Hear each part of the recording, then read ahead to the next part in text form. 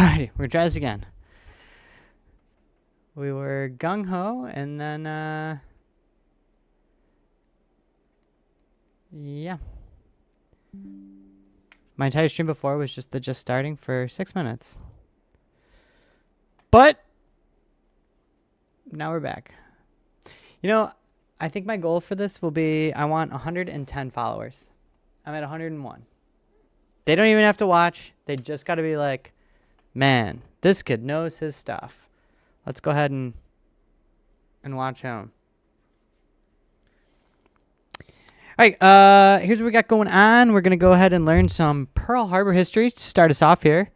Today, for those of us tuning in, is technically the anniversary of America joining in on World War II. Just honestly, I think a lot of people's favorite war. Which I never really I understand why. I think it's the most war.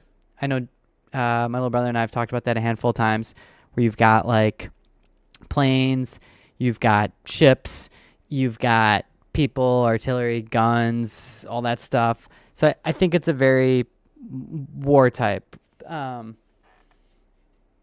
I will say in history, though, you do have a lot of wars that are very similar, like the Peloponnesian War, where Athens was versing Sparta. You've got ships because the Athenians were super noteworthy for their ships. But then on the flip side, you've got the Spartans, which obviously we all know about Spartan soldiers being just about as good as soldiers. Honestly, is there a better soldier than the Spartans? I mean, definitely if you go in antiquity, it's tough to narrow down. I know there's that old show, the whoever versus whoever. I don't remember who actually won that. Honestly, I haven't seen it too much. I just know it was a show, but they had like Spartans versus Samurais. That'd be a good one. If you could upgrade all the Spartan stuff to nowadays, what are they? The Navy SEALs? The Marines? I really don't know. Spartans used to go to, it was called the Agoge. Agoge or Agora? One of them is the mall. One of them is military school. Nonetheless, they were 5 years old when they would go to I believe it's the Agoge for the first time, and then basically stay there until they're 18. And then from there is when they would go really off just to the military. So anyways, what I've got today is, check this out. We got a little Pearl Harbor history. Make sure it looks okay on the screen here. Oh yeah, very good. So I actually made these prezzies way back in the day when I was student teaching. So they're a little old, they're a little dated, but Pearl Harbor, I suppose, is a little old and a little dated. But yeah, and for the record, don't watch the Pearl Harbor movie. It's the battle scene, sure, is fine. The rest of the movie, I don't know. I was never a fan. I mean, it's cool. You got, who's the guy that is in Pearl Harbor? Matt Damon? Matt Damon? No, not Matt Damon. What's Matt Damon's buddy's name? Shoot. Ben Affleck. Yeah, he is. I like Ben Affleck a lot in The Town. And he's fine in Pearl Harbor. I'm not saying it's his acting. It's this love story where they think he's dead and he's not dead, and then his wife or girlfriend or whoever basically starts dating his best friend, and then he comes back, and I don't know. I didn't care for that part. I get that you have to do that to add whatever love interest, because that's what every movie supposedly needs. Except Midway. Midway is just good. That's some good, honest World War II. Just some good, honest battles. So yeah, anyway, there's if you want to watch a movie on Pearl Harbor, I'm gonna pull this one up. Don't watch Pearl Harbor. Watch the movie. It's called Tora. It is from, what year is Tora? 1970. I know what you're thinking, Matt. This is 1970. It's probably terrible. This is as good of a Pearl Harbor movie as you will find. Tora. By the way, it means tiger in Japanese. So this is what they were yelling up in the plains, was Tora. Also, there are a couple scenes in this movie that there was no CGI. Again, this is 1970. So some of the people running away from some of the explosions, they were legitimately running away from the explosions because the stunts team did not necessarily do the best. I know there was a scene where they hit one of the hangars, and people are like legitimately running for their lives because they actually blew up, and that wasn't supposed to happen. So when you watch the movie, it looks fake, like they're running away from a fire, but in actuality, they really were running away from a burning hangar, or whatever the case. Basically, bombs fell, and they were like legitimately trying not to die. So yeah, definitely Tora Tora Tora. This is a super good one. And then I know Pearl Harbor and Midway, but Midway, the new movie. Yeah, Midway, I don't know what year this one came out. 2019, also super good. You got a Jonas brother in there. Plays a real character, Bruno Guido. If you don't know anything about Bruno Guido, by the way, he's an awesome figure. Yeah, that's definitely a good one. I would wholeheartedly check that out. Midway is, again, one of my favorite battles of all time. But let's jump into Pearl Harbor. I think that's why all the people are here. Pearl Harbor being, it's just such a fascinating event, Pearl Harbor is. Like, as to why it happens, as to the actual event in itself, as to how it looks today, as to how it makes such a major impact worldwide. You have to think kind of where we're at. In December of 1941, the United States is not in World War II. Whether or not they would have actually eventually came into World War II, Lord only knows. The United States still had this isolationist, kind of we do our own thing. Based, it's a European war. I think the irony in that is they had the same thoughts in World War I. I mean, Woodrow Wilson, his whole campaign platform on being elected to the president is it's a European war. We're not going to worry about it. It's not us. Now, albeit World War I starts in 1914, the United States does not join until 1917. So I guess, yeah, we stayed out of it for a little bit. I believe Wilson gets elected in 16. So about a year and a half or so into his presidency, do we join World War I? World War I, I'll give the benefit of the doubt because it's very similar in World War II, whereas in World War I, the Zimmerman Note came out. The Zimmerman Note was Germany sends this letter to Mexico and is like, hey, Mexico, you should go ahead and try to just invade the American South, primarily New Mexico, Arizona, and Texas, and we'll supply guns and ammo and all this good stuff. Germany thinking that Mexico trying to invade the U.S. would be really keep their attention off of Europe so Germany can go do its thing in Europe. Well, this ends up getting confiscated by the British, who sends it almost immediately over to the U.S., and we're like, hey, that's not cool.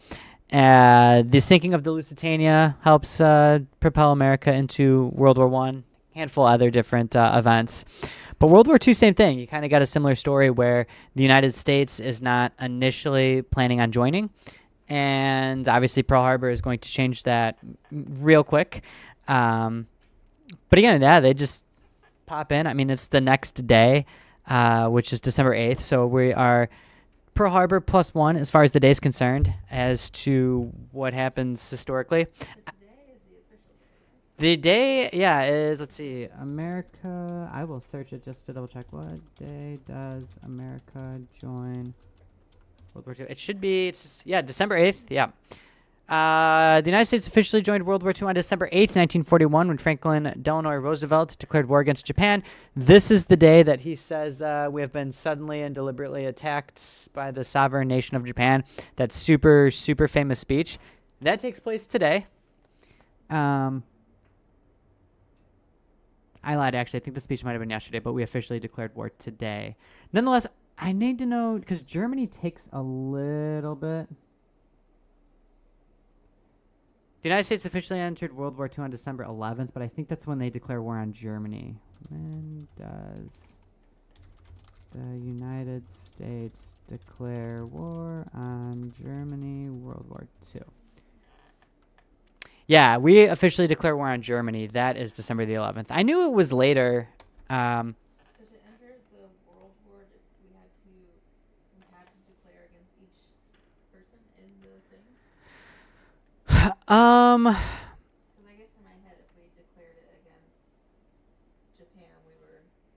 ex post facto declaring.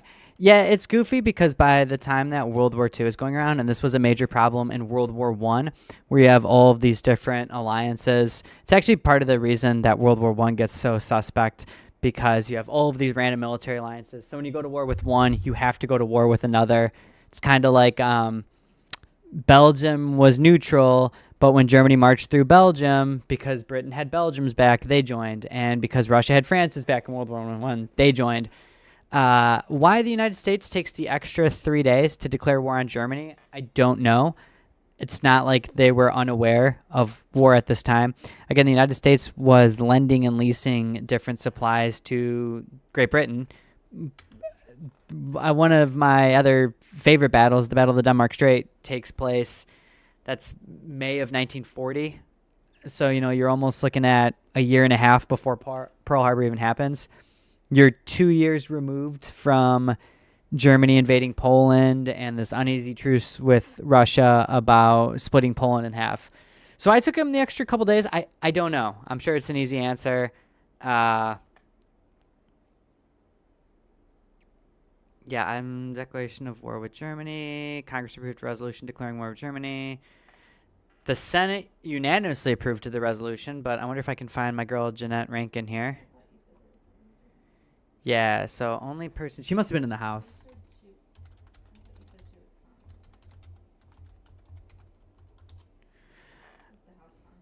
Yes.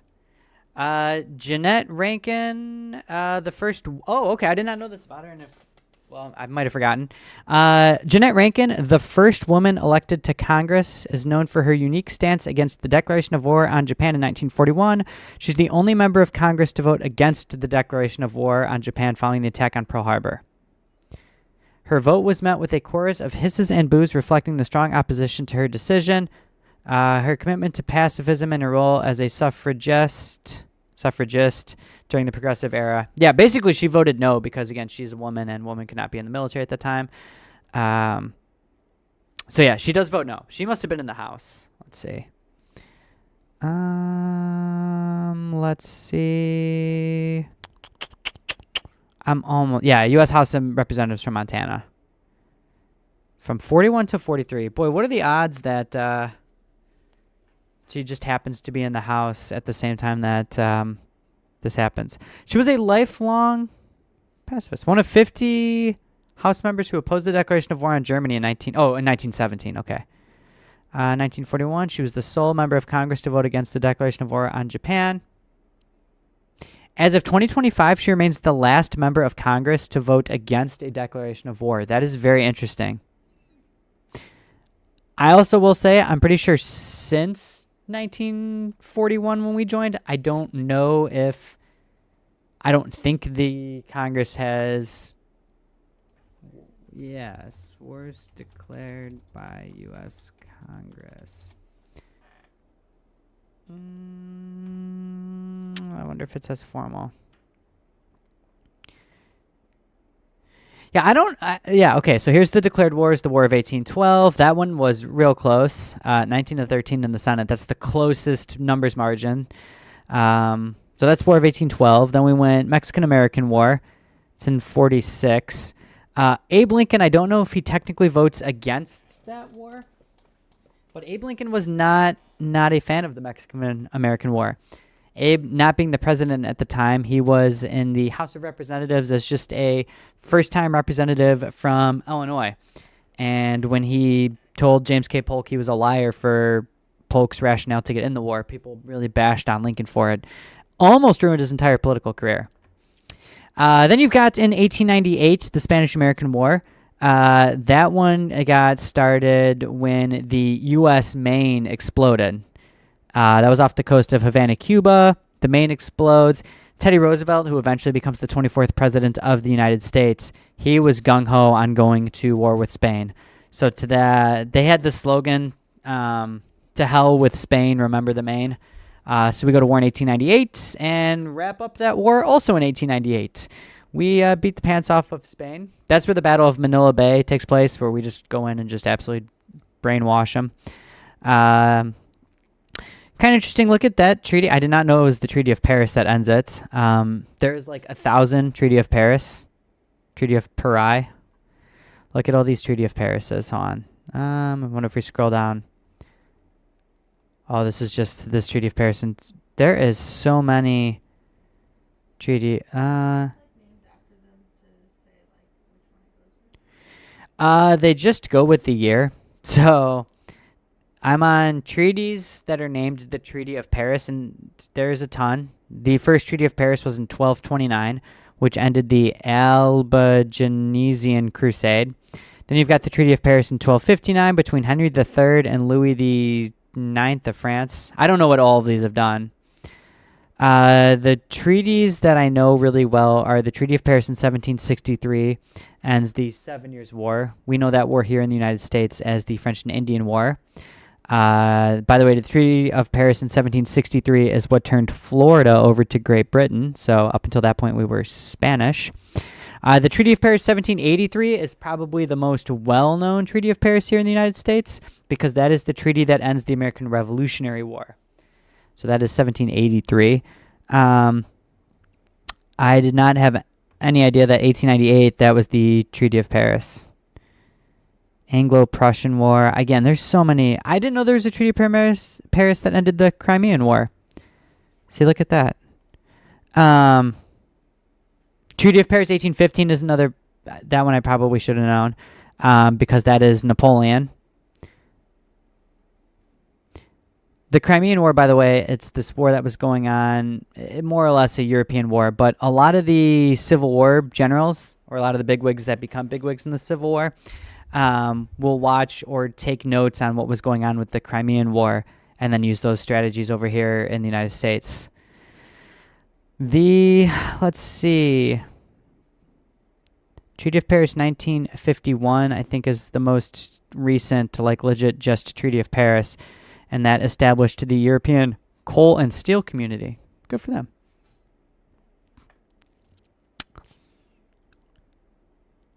Interesting. Go back over here to...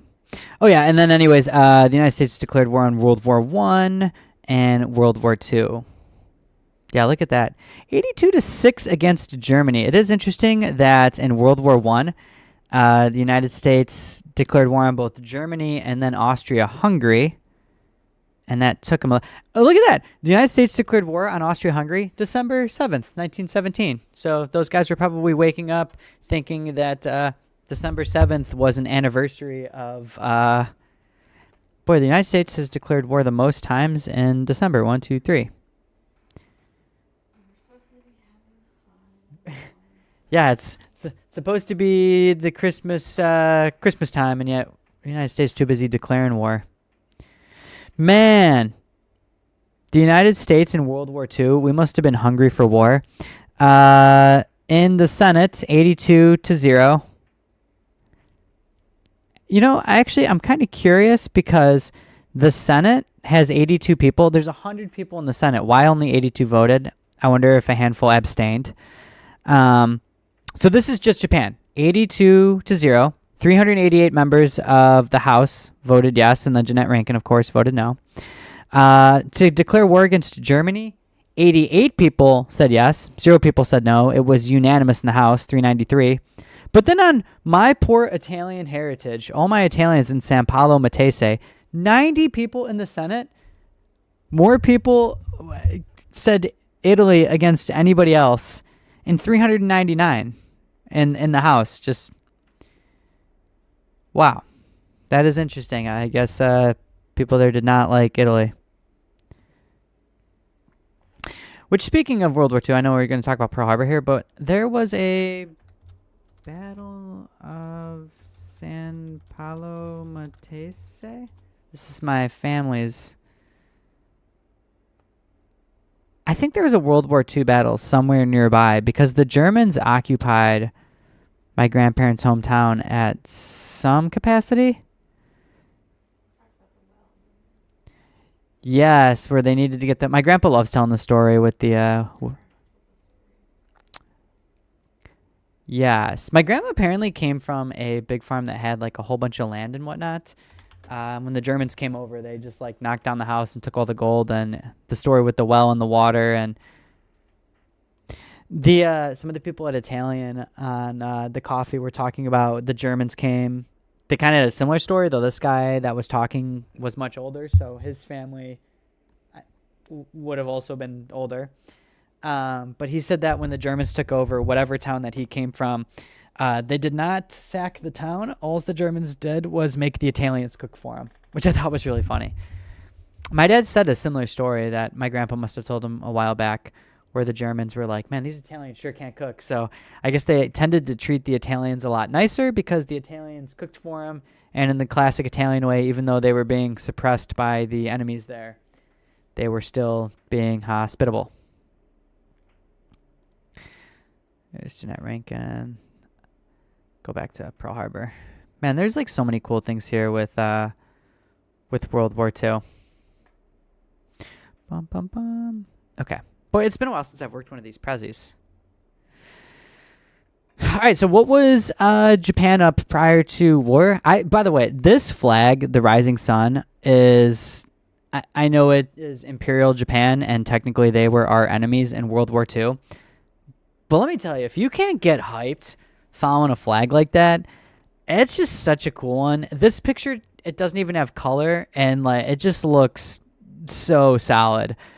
I know that all the flags have different meanings, so I'm sure if I look this up, there'd be a meaning behind why they did this. I always make the joke that the Japanese flag is a pie chart of how much of Japan is Japan. But this, oh man, the Rising Sun, that's just such a cool, I wish America had like a cool name like that. I guess Land of the Free, if you want to go, is kind of cool. The Rising Sun, though, man, I don't know. I wish America was the Rising Sun, honestly. I wish we got that one. Japan could be Land of the Free. I'll take the Rising Sun. I'm such a fan of that. Who doesn't like a sunrise, too? I mean, is there people that wake up and they're like, sunrises are awful and I hate them? It's like picking your favorite rainbow, picking your favorite sunrise. Cloudy day, man, even if the sun just peeks through the clouds, is there a better feeling? Because I feel like the sun's just trying its hardest just for me. So anyways, Japan and the Empire of the Rising Sun, they were up to a whole bunch at this point, by the way. Prior to 1941, they beat the pants out of Russia in the Russo-Japanese War. Total, if you're looking for upsets, man, Russia, big and large, goes to war with Japan. Japan ends up beating them up pretty good. Starts to make some rumblings on the world scene. Helps out in World War I, though they don't play like a massive role. They were there. They were hanging out. And by the early 1930s, late 1920s, they start to realize as an island nation, they need to expand a little bit, mostly for resources and money and, kind of all the classics as to why different countries expand and take over. So they do take over Manchuria in 1931. Manchuria is in China. Poor China, by the way, gets absolutely demolished during World War II. Most of their own people will die.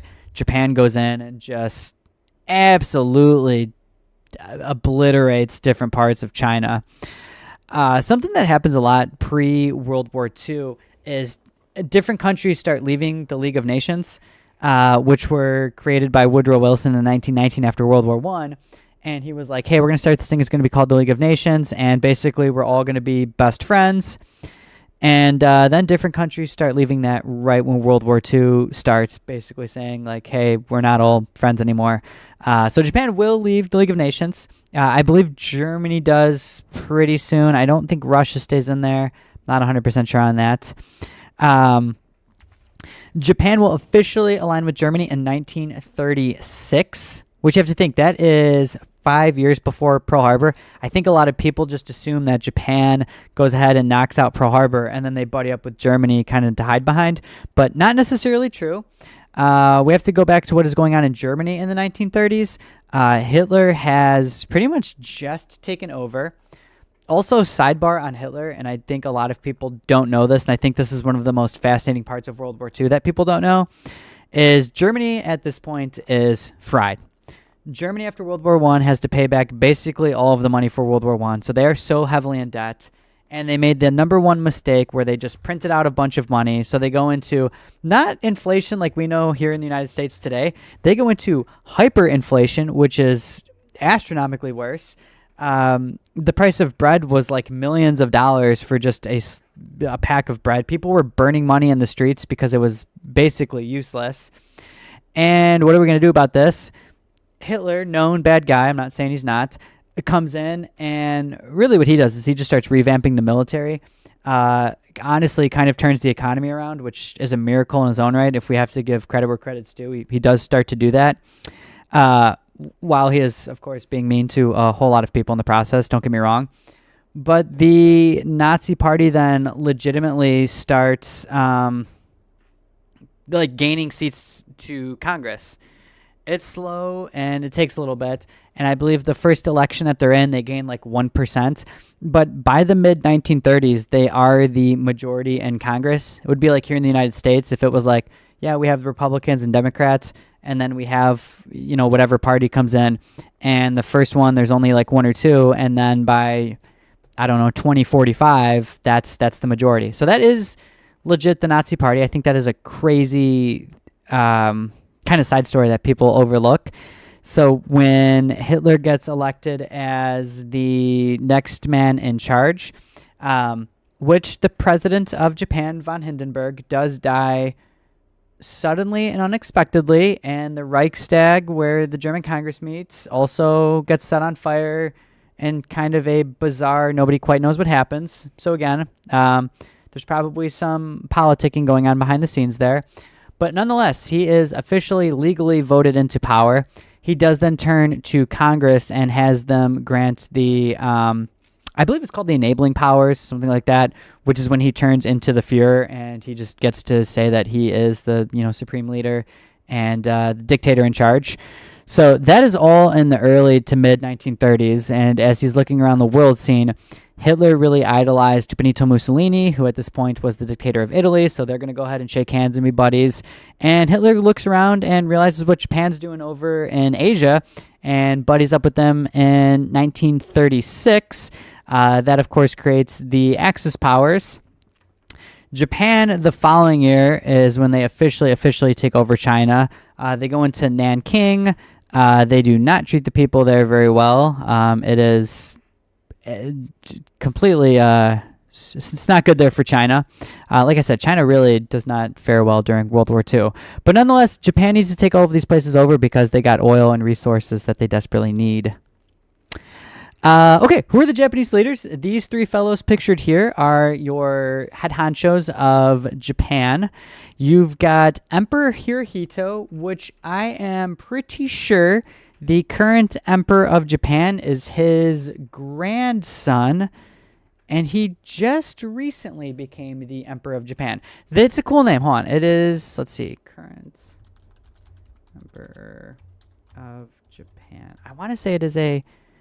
Let's see. This is Emperor of Japan is the head higher. Okay, I want to know who it is. Naruhito.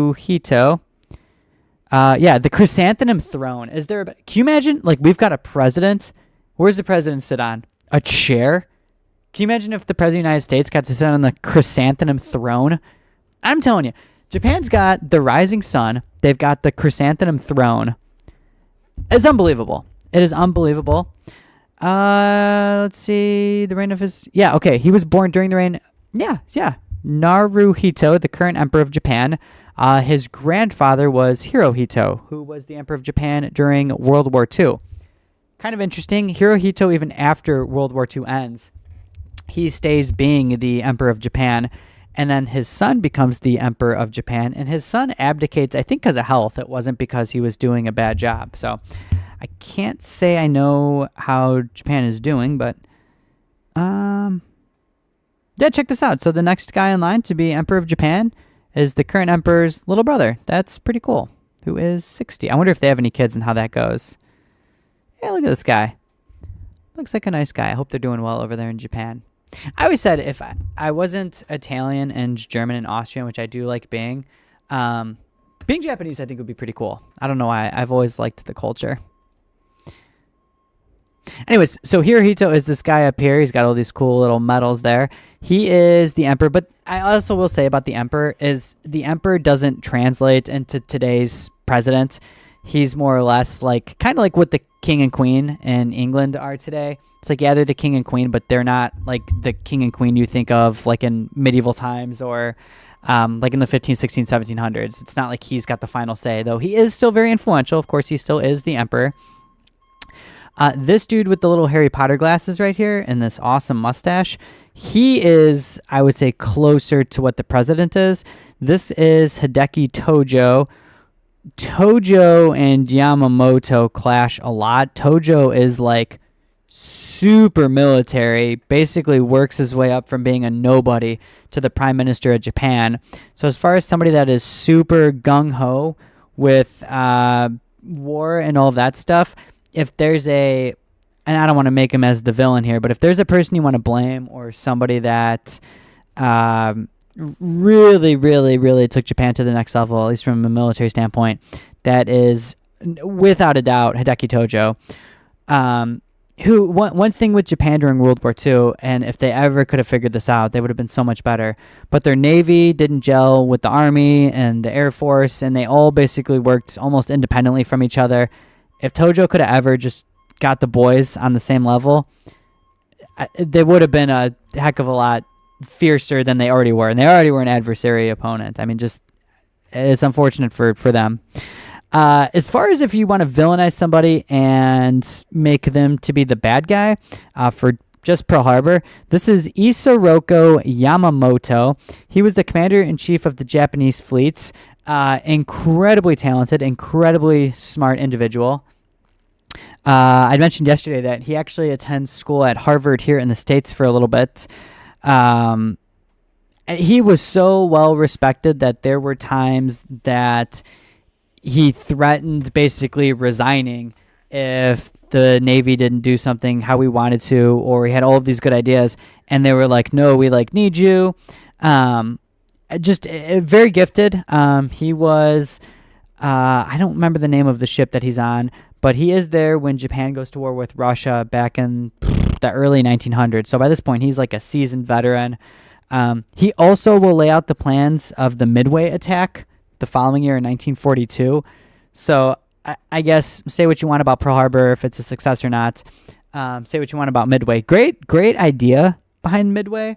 It's unfortunate for Yamamoto that the United States did have all of the plans and the codes. Like, obviously, yeah, from the United States standpoint, that's pretty awesome, and hooray us, because otherwise we would have gotten destroyed at Midway. But again, incredibly gifted. Yamamoto will end up passing away in 1943. It's called Operation Vengeance. And same thing, we knew exactly where he was going to be flying out of. So there's this really eerie photo. It is the last known photo of Yamamoto. He's going and inspecting some pilots and whatnot. And then when they take off, the United States know where he's at, so they go and shoot down his plane. We know it is him because he was carrying this katana in his white on white outfit that they found. So kind of interesting that you can see photos of the plane that he was in that got shot down, confirming killing Yamamoto. There's also a photo of Yamamoto and this guy, I think it's Kubakai, I don't know if I'm saying that right, together, and they were on one of the ships that was one of his buddies that actually survived Operation Vengeance. I wonder if I can see it, because his buddy is the last known kamikaze fighter in all of World War II, which I think is pretty interesting. Operation... Yeah, kamikaze fighters are the guys that go in knowing that they're they go and try to hit the ships. Japan doesn't do it as much until the end of the war. They start getting kind of desperate. I will say, if there's one thing about Japanese pilots compared to American pilots during World War II, is if you had a pulse, the United States was like, go be a pilot, that sounds great. Japanese pilots took a really, really long time to get to be pilots. Also, by the middle of the war, they started running out of resources, so they couldn't practice as often. So when you have battles where Japan loses a lot of pilots, it took forever to replenish the pilots, whereas the United States, hypothetically, if they lost some big air battle, it's fine, we've got all these extra resources. This is that picture of Yamamoto I was talking about, by the way. So that's the outfit he's in when he passes away. We need to see the Japanese pilots. Yeah, early on in the war, Japan's pilots were Machiavelli. Dude, you haven't been over there, and I don't even think about jumping up there. Machiavelli, get over here. What are you doing? Guys, my cat has not noticed this Christmas tree. Well, I lied. He notices the Christmas tree. He hasn't been over here in forever. Machiavelli, yep, get your butt over here, you little slime dog. Look at him. Machiavelli, yeah, get him. What are you doing? Yeah, why don't you? Okay. Yeah, do I think the pilots though? Yeah, early on in the war though, Japan's pilots were like so far superior. The one thing that Japan has early on in the war is they have by far the better airplanes. The Japanese Zeros were absolutely incredible. They were like way faster and maneuverable compared to the American planes. So early in the war, when you had way better pilots and better planes, whew, those boys were going up in the sky and just beating the snot out of us. Eventually, the United States planes technology kind of caught up. And when we just had pilots that had been out there for a couple years, I think it kind of evened out. If anything, maybe tipped towards the American favor, to where the Zeros weren't like the best airplane. Actually, here in Pensacola, Florida, at the Naval Aviation Station, this guy, Thatch, I can't remember his first name. I think it's John. Might be Edward. Created a thing called the Thatch Weave, which was a strategy to shoot down the Zeros. And Butch O'Hare, who O'Hare Airport is named after, was Thatch's gunner. Now, unfortunately for Butch O'Hare, he will pass away also in 1943 during the first nighttime raid in the history of the United States. There is a rumor that his plane actually got shot down by friendly fire. Again, it was at night. That has never been confirmed nor technically denied. But kind of interesting. That is a cool, interesting connection. I had another connection there on that between Thatch and O'Hare. That is why, by the way, O'Hare Airport, if you fly into it, it is OCD or ORD? ORD, not OCD. ORD. It is ORD, and you're like, how does ORD make sense for O'Hare? That's because prior to being named O'Hare, it was Orchard Park is what O'Hare Airport used to be named prior to that. I want to see if I can find this guy that survived. I don't know if I'll be able to find it, though. Machiavelli, you've got, yeah, okay, right here. Boom, boom, boom, boom, boom. Matome Ugaki. He is with, here's the picture I was talking about. Here's him. Here's Yamamoto. Look at Yamamoto smiling. It is unfortunate that when you think of these guys, you think of them as like these war monster evil people. Again, probably not these are our enemies. But look at how happy they are. Good for them. He's got his little tiny cap on. I always think those are funny. Anyways, this is the last photo of him. This is in August of 1915. I'm pretty sure the United States, if they haven't already dropped one of the atomic bombs, they do. It's like this. Like Machiavelli, you're going to go down. Look, that sheet's on there pretty good. Mac, hold on.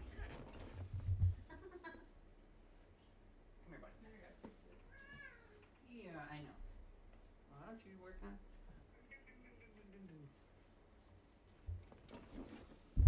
I'm telling you guys, cats are maybe the best animal on the entire planet, but then they do some dumb stuff like this, eh, Mac? Uh-huh. No, I like Machiavelli because he is a complete moron as he is, so I wouldn't want him any other way. So anyways, that's a little bit about the Japanese High Command. Going on a little tangent on them. So anyways, why does Japan... Mac? He's just going to go right back to it. Watch that. Guys, he's going to fall. He's over a dog pen right here, and he's going to fall on that. Mac, why do you like the tree so much, buddy? I don't understand this. It's going to come down. We're going to have to clean it up. I know how this is going to work. Is there a way that we could like put something up right here, I wonder? I don't know. I think we did last year, and they just jumped over it. Yeah. Yeah, that is true. Man, Mac, you got a good vertical. Where are you going, buddy? So, anyways, why does the United States go after, or why does Japan go after the United States? Well, America's not super keen on all of these things Japan is taking over. Um, the United States isn't super keen that Japan is also on the same side as Germany and Italy, the known bad guys in World War II. The main theory is the United States stopping supplying the oil, the steel and oil to Japan. This was vital to Japan because if I don't have the numbers in front of me, but I'm pretty sure that the United States supplied, it's like 80 to 90% of the Japanese oil. Again, Japan is an island. They can't just get their own oil, so they have to get it elsewhere. We were one of the main suppliers.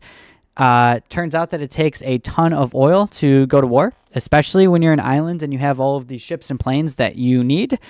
For us to shut that down is bad for Japan. So some people say, and they have that theory that Japan goes into Pearl Harbor and tries to go to war with us because they want their oil. Hey, is that with it all connected? Except that one to the left there. Hey, we could put Machiavelli in there, see how he fits. Machiavelli. I like that a lot. You want me to show the stream? Do you want to show the stream? You can talk to him. It is currently just myself talking to myself, but you could show them and it'll go on the little highlights. I mean, you can show them though.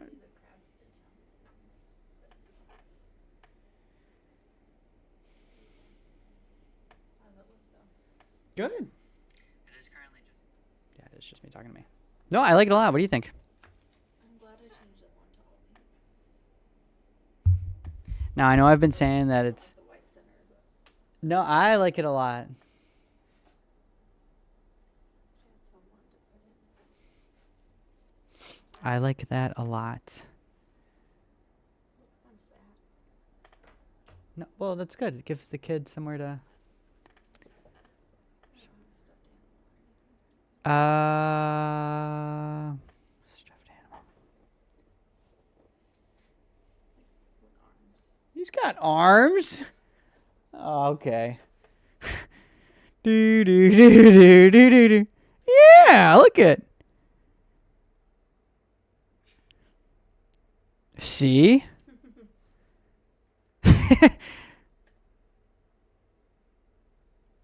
See if Psyduck fits in there. Yeah, nice. I made sure to put the two white ones. That's the feet. That is pretty good. Chat, you should see this. It's absolutely fantastic. We'll do the crab stick for the edge. Yeah, no, I think that turned out really good. Leave in the ends and get the buttons and it should be done. You think that's worth $20? I'd pay like 40 for that personally. Like, think about that. What is... Okay, chat, what do you think? What do you think just the normal newborn baby blanket? Look at these. They're selling for $40, $50. This one, $390. Yeah. Look up crochet blanket. Newborn baby crochet blanket. Crochet. Bum, bum, bum, bum. 72, 65, 64, 64. Giving him a steal for 20. Hey, but for the first one, I like that they're like, hey, do you want to make money? And you're like, yeah, $10, $20. No, honestly, though, I think it's a good thing because if anything, it lets you practice it. And Oh, I think that Alicia lady is ready. that which one? Alicia lady. She's the one that keeps not answering and whatnot. Are you going to call her? Do I have to shut up? You might need to talk softer. I will talk much softer. It is also just me talking to me. Best viewers on stream. Oh, thank you. Is there a way I can... I just realized the name of this. Thank you, Princess. Honestly, I'm not even gonna get much information from. I'm just gonna schedule them. Perfect. Just talk Karen 1,000 times, and Perfect, yeah. I don't want any like. I'll email you all the information. Just we're gonna get with Michelle. I will talk much softer. Machiavelli, you are going to knock down this tree, and I'm going to be so mad. Do you know that, buddy? Machiavelli. Machiavelli, I know that's what you're going to do, buddy, because that's what cats do. Cats have to make your day good and bad at the same time, because that's what cats do. So anyways, going for the preparation for the attack, did you know Yamamoto has this attack planned, or at least the idea, all the way back in January of 1941? Again, the attack is December of 1941. It's about 11 months to a year or so of actual planning before the actual attack. But there's a couple things that Japan needs. First of all, they need to make sure that they're going to do this right. So they have different spies in Hawaii. Japanese people and people, at least the locals from Hawaii, look relatively similar. The sailors at this point, too, also were very generous as to different things that they would say, you know, like, hey, this is so-and-so ship. And I believe one of the spies was actually on a couple of these American ships and gave incredible feedback, which this is not the first time in history that a opposing army or somebody that was planning on a surprise attack got inside information. Again, here in Pensacola, right before the siege of Pensacola in 1781, Bernardo de Galvez sent some Spanish over here to Pensacola from Mobile. Same thing as spies, and the British that were here were like, oh yeah, come in the fort and check out this big, beautiful powder magazine, which ends up being exploded by the Spanish just a handful of weeks later. So, again, this is by no means the first time. The main targets here were these battleships here on Battleship Row. Check out all these guys. Actually, it's these ones that they're going to be hitting right here. Now, if there's one thing that Japan is not going to hit, it's there are no aircraft carriers here in Pearl Harbor. There's the theory that FDR knew about the attack ahead of time, so he had all of the aircraft carriers just out on different, just a variety of missions. What nobody in the world knew at the time, though, was that aircraft carriers by December 7th of 1941 had already surpassed battleships as far as which of the two were more valuable.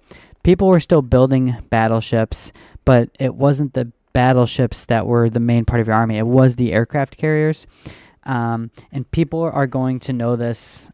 I guess people by December, the tide was turning, I should say. Maybe I shouldn't say that nobody knew. But after the Repulse, which was British, and I believe it's the King George V. Which is the other one? Not the Repulse. The KG-5. The sinking of the Repulse. Let's see if I can find that real quick. Sinking of the Repulse and Repulse and Prince of Wales. That's it. Yeah, not the KG-5. That didn't sound right. When do these? Yeah, okay, December 10th. So shortly after Pearl Harbor. Yeah, this is a real photo, by the way, which I do like that. So you know what? I will retract, and I will say in December 7th of 1941, it was heavily leaning towards aircraft carriers being more important than battleships. I wouldn't say people were super on board with this yet, but once the Repulse and the Prince of Wales sunk, those were two of the bigger battleships in the British Navy. They were sunk by airplanes, and people realized that having airplanes was more important than having battleships. So did FDR know, especially ahead of time? Nobody knows. It's one of those theories. If you're a big theory and conspiracy theory person, then go ahead. One of the other reasons that this took so long is Pearl Harbor is very shallow, and they needed a way and a technology to drop torpedoes into the water, and then so have the torpedoes go and hit the ships without the torpedo hitting the bottom. So that takes a little bit between having the planes, the technology, the strategy in itself is going to take some time, about a year's worth of planning. So on the morning of December 7th, you've got your 6 heavy aircraft carriers. Some of these are going to be present at a handful of other of your famous battles during World War II, and then, of course, all the support vessels. This is the big one here. So when you think of Pearl Harbor, you typically think of the planes. That's 353 zeros, which again, in December of 1941, the zeros are far and away your best plane, possibly through all of World War II, at least of all the countries involved. I could say for sure in the Pacific Theater, the zeros is the highest standard. And then going over again, crippling the naval might. So if it was up to Japan, they basically wanted to knock the United States out. I think they would have wanted the United States out of the war for longer than really by the time the United States can turn around and defend Midway, which is 6 or so months after this attack. I think if you would have asked Japan, it would have been a success if the United States was crippled until, say, 1945, 1943 even, maybe a couple years as opposed to just a couple months. But, I mean, they still hit them pretty hard. And something else a lot of people don't know is you have these 5 midget submarines, which are these little 2-man submarines that could fire off, I think it was just 2 torpedoes. I believe now all 5 of them have been accounted for. Interesting, one of these ends up actually surfacing on land and beaches itself on one of the beaches. This guy becomes the first prisoner of war and gets basically crucified in Japan because he is allowed to be taken prisoner, which is not something that people in Japan did. They basically fought to the death. That is why Japan is so hard to fight against. One of these midget submarines, too, by the way, most people don't know, but I don't know if I have it on this next page. I don't think I do. Let's go with the first wave, because let's talk about right before the first wave hits. There is a great story of the U.S. Ward, which I will put up right here. Here's the Ward. Oh, let's do ship. World War II. Okay, so this is the U.S. Ward, and really early on December 7th, it claimed to have taken some shots at what it thought was a submarine. And for the longest time, nobody exactly knew, like, what were they talking about? Was this true? But they said that they hit one of the comm towers of a submarine. Check this out. Here's the first shot in World War II from the United States. I will show it to you. Can you see it here? Nope. Let's see if I can find it. Let's see if we can find it. Yeah. Exploring the World War II. Aaron Ward. No, I want to see the we want the Ward submarine hit. U.S. Ward subcom tower hit. Right here. Boom. Oh. This. Oh, gosh, of course, it's the wrong side. This hole right here, that is the first shot in World War II for the Americans. This right here. I wonder if this. Oh, okay. This right here. That is the first shot for the United States in World War II. You are currently looking at it. Or at least maybe the first hit. I guess I can't say for sure the first shot. But that right there helps bring the United States into war. The U.S. war does that before Pearl Harbor actually takes place. And then check this out. If we go back a couple, we also have, actually one more. This right here. If I can go to this photo. This is one of the first pictures of Pearl Harbor. So as far as really early on, you've got this right here, and then you've got this right here. That is some of your very, very, very first shots in World War II. You're looking at both of them, which I think is super fascinating. Sorry about that. Make sure my YouTube chat's still good.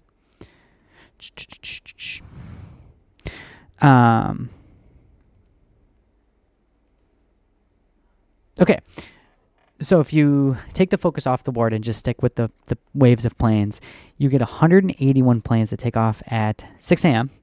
Torpedoes, dive bombers, the whole nine. There is a really good documentary. It's Minute by Minute Pearl Harbor, because it's talking about how the sun actually plays a huge role into the attack.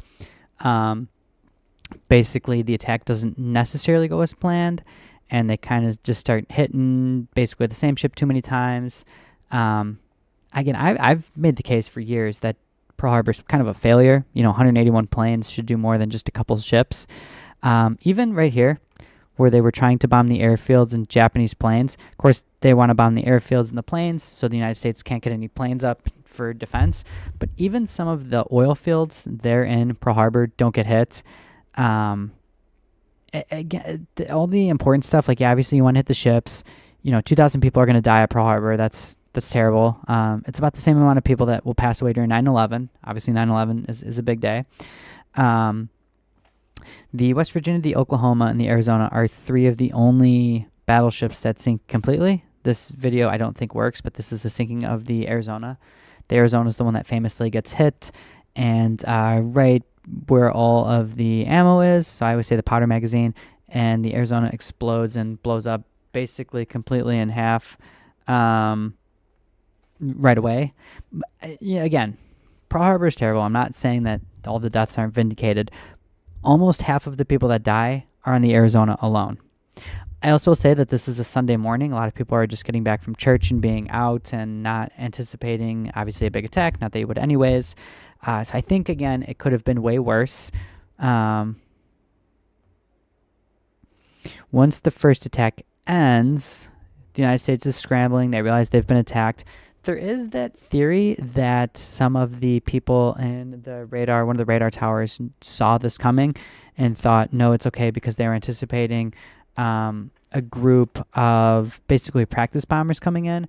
I do feel bad because the guy that was running over that radar ended up getting fired and ran through the mud. I can't remember his name off the top of my head. If you told it to me, I'd be like, that's the guy.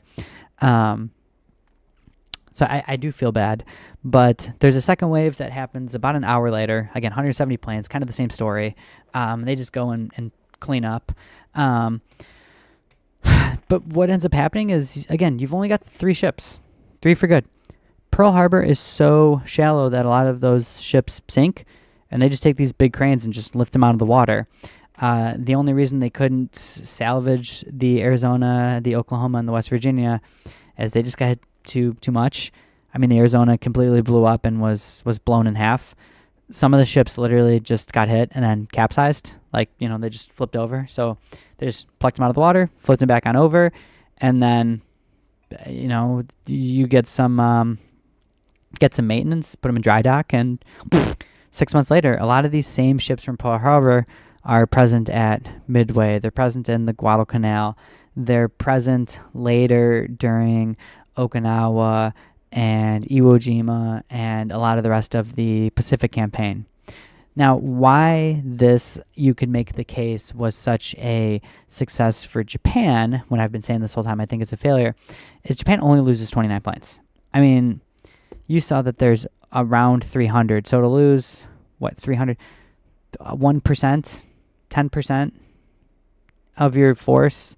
Pretty good. I suppose the United States doesn't lose a ton either. 3 for good, so you probably lose percentage-wise less.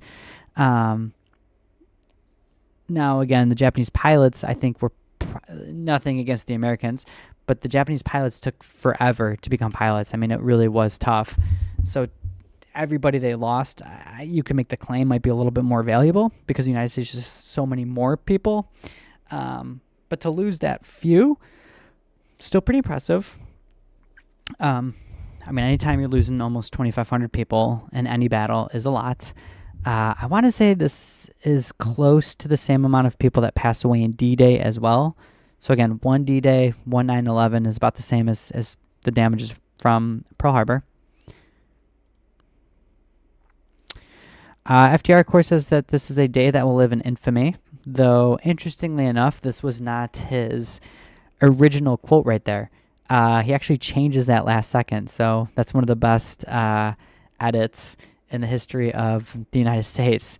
And somewhere on there, you can actually search his notes, and you can see where he crossed it out and wrote "A Day That Will Live in Infamy," which just a great speech in general. Today is the official Declaration of War anniversary. That's why we're covering this. So December 8th, 1941. So 51, 61, 71, 81, 91, 2011, 2021. So we're looking at 84 years? 84 years ago, we declared war. Gosh, it's crazy. World War II is still one of those events that doesn't feel like it was that long ago, but we're getting almost 100 years. I mean, think of, it's not that long. This is the Arizona that blows up.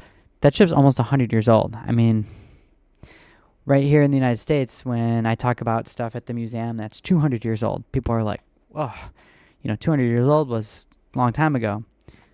It's like, yeah, well, we're 20 years or so from World War II ending in 20 years.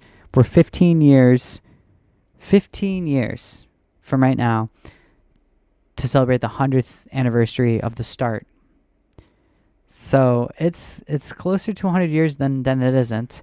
100 years is a long time ago. I thought I had one more slide. I guess I don't. This is, by the way, Pearl Harbor today. So you can go to the little memorial there. There's a museum on the mainland. It's actually a really cool museum. You should check it out. I can't say that I have actually been, but it is definitely on my bucket list. But yeah, Pearl Harbor, definitely one of those super powerful events. Look into it. It's absolutely incredible. Absolutely incredible. Let's see. Do we have anybody on YouTube here that wants to say anything? Let's check the old YouTube machine out.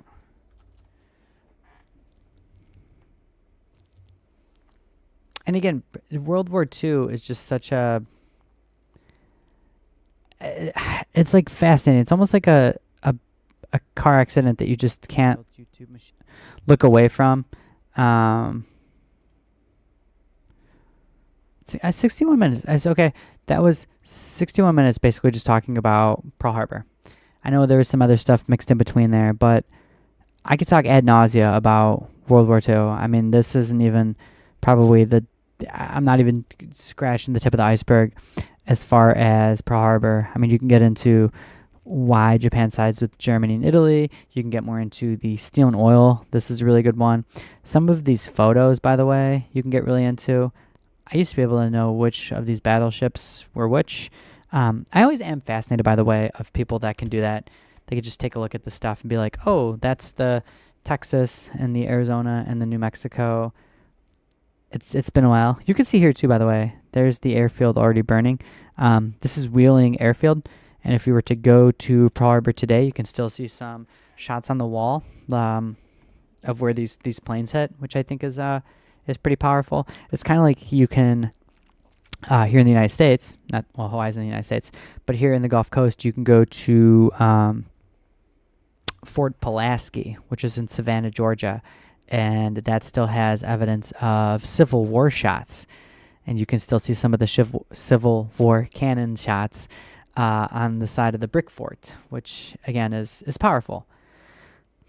Also, I'm pretty sure Fort Pulaski is where Osceola's grave is. Osceola is a famous Seminole Indian. So if anybody's a fan of the Florida State Seminoles, there's Osceola. Very good. Okay. Man, it's fascinating stuff. It really is. Fascinating stuff. We'll switch it to Black Ops here. Switch the stream a little bit. Switch the stream just a tad. I'll be right back while I make some coffee.